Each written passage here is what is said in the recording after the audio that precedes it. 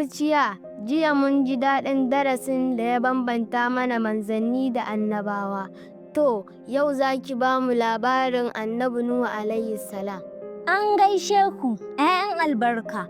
Ƙwarai, yau zan ba ku labarin ɗaya daga cikin farkon manzannin Allah, wato Annabi Nuhu alayhi salam. Mutanen Annabi Nuhu ne mutane na farko a duniya da suka fara yin shirka ga Allah ta hanyar sassaƙar gumaka. Bayan wafatin Annabi Idris alayhi salam, mutane sun kasance cikin ɗa'a da tauhidi. Suna bautar Allah shi kaɗai bisa koyarwarsa har tsawon lokaci. A cikin mutanen nan akwai wasu bayin Allah na gari guda 5, wadda Suwa'a, Yagusa, Ya'uqa da Nasra. Waɗannan mutane ne masu tsananin tsoron Allah, malamai ne na gari da ake girmamawa, kuma mutane suna koyi da halayensu a aikace. Da lokaci ya ja, ajali ya riske su, suka koma ga Allah. Sai mutane suka shiga jimami da kewar waɗannan bayin Allah, domin babu irinsu a cikin al'umma. Sai wata dabara ta shiga zukatan mutane, suka ce, ya dace mu yi wani abu da zai sa mu rika tunawa da waɗannan bayin Allah. Sai suka yanke shawarar sassaƙar gumakansu domin kawai tunawa da su da kyawawan halayensu. A farkon lokacin da aka sassaƙi gumakan nan, ba don bauta aka sassaƙe su ba, sun yi ne kawai don tunawa da su. Amma da lokaci ya yi tsawo, waɗanda suka sassaƙa gumakan suka mutu. Haka ma waɗanda suka san ainihin dalilin yin gumakan su ma sun mutu. Mutane da suka zo daga baya ba su san dalilin sassaƙa gumaka ba, sai dai sun san ana girmama su sosai. Daga nan ne jita-jita ta fara yaɗuwa. An ce wadda yana da mu'jiza, Suwa'a da Yagusa kuma suna iya kawo ruwan sama. Da haka ne aka fara danganta musu ikon yin abubuwa. Sai Shaiɗan ya samu dama ya raya musu a zuciya, suka fara bautawa gumakan nan. Daga nan shirka ta fara ƙarfi. Sai wasu daga cikin mutane suka fara musu sujjada. Ana kai musu hadaya. Ana roƙonsu don biyan buƙata. A hankali gumakan suka zama abin bauta a duk garuruwan. Burin Shaiɗan ya cika. Shirka ta farko a duniya ta bayyana. Al'amuran suka ƙara lalacewa. Har kowace ƙabila tana da nata gunkin da take girmamawa. An naɗa wasu mutane na musamman masu karɓar hadaya. Mutane suka manta da Allah, aka bar tauhidi. Suka manta da koyarwar Annabi Adam da Annabi Idris. Sai Allah Maɗaukakin Sarki mai rahma ya nufi ceton bayinsa daga duhun shirka da kafirci. Sai ya aiko Annabi Nuhu alayhi salam. Annabi Nuhu yana cikin mutanensa, mutum ne mai nutsuwa, gaskiya, amana da haƙuri.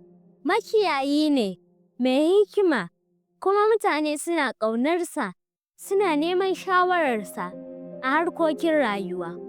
Allah ya saka masa ƙyamar bautar gumaka. Zuciyarsa tana ciwo idan ya ga mutane suna bautawa gumaka. Wata rana, Allah ya aiko masa da wahayi ta hanyar mala'ika Jibril. Ya umarce shi da ya kira mutane zuwa bautar Allah shi kaɗai, ya kuma gargaɗe su daga bautar gumaka. A nan ne Annabi Nuhu ya zama manzon Allah. Ya fara kira ga iyalinsa. Matarsa ta ƙi yarda da saƙonsa, duk da sanin gaskiyarsa. ‘Ya'yansa sun yarda da saƙon, sai guda ɗaya wanda ya ƙi bin tauhidi. Annabi Nuhu ya ci gaba da kira ga mutanen gari.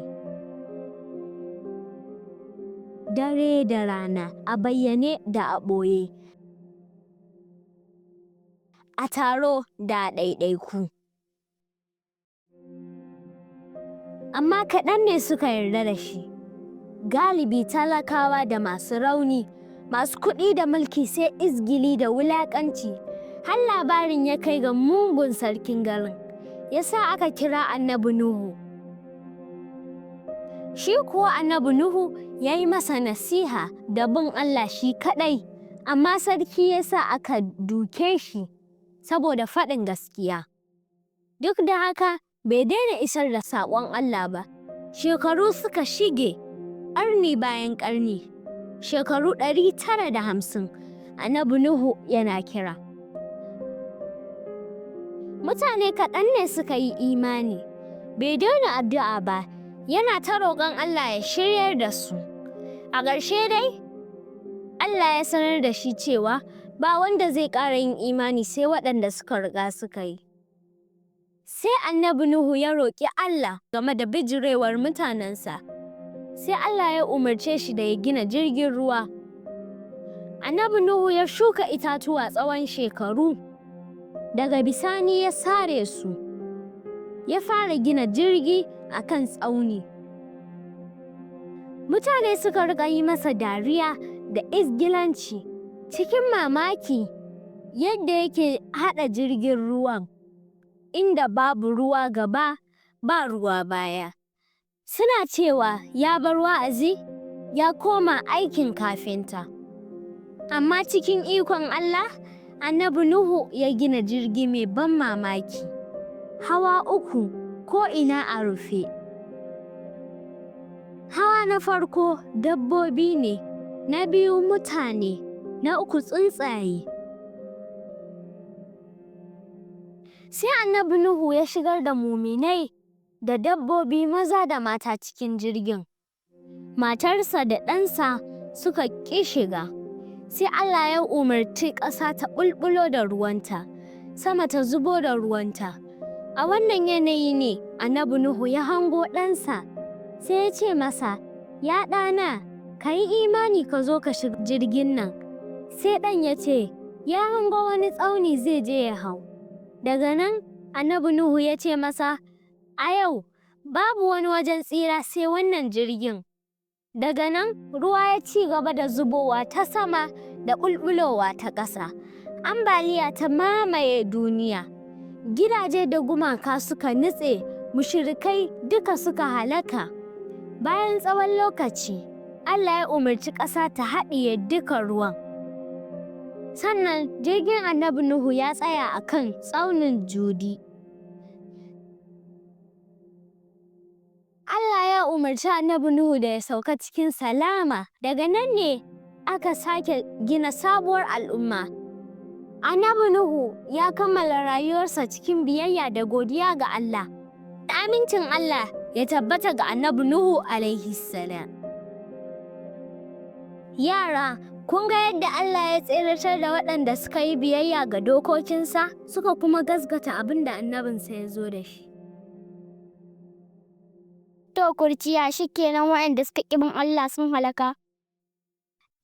Ƙwarai kuwa Maryam, duk al'ummar da Allah ya aiko mata da annabi don gargaɗi suka ƙi su bi, to suna fuskantar fushin Allah, kamar mutanen Annabi Saleh alaihi salam, waɗanda Allah ya jarrabe su da raƙuma.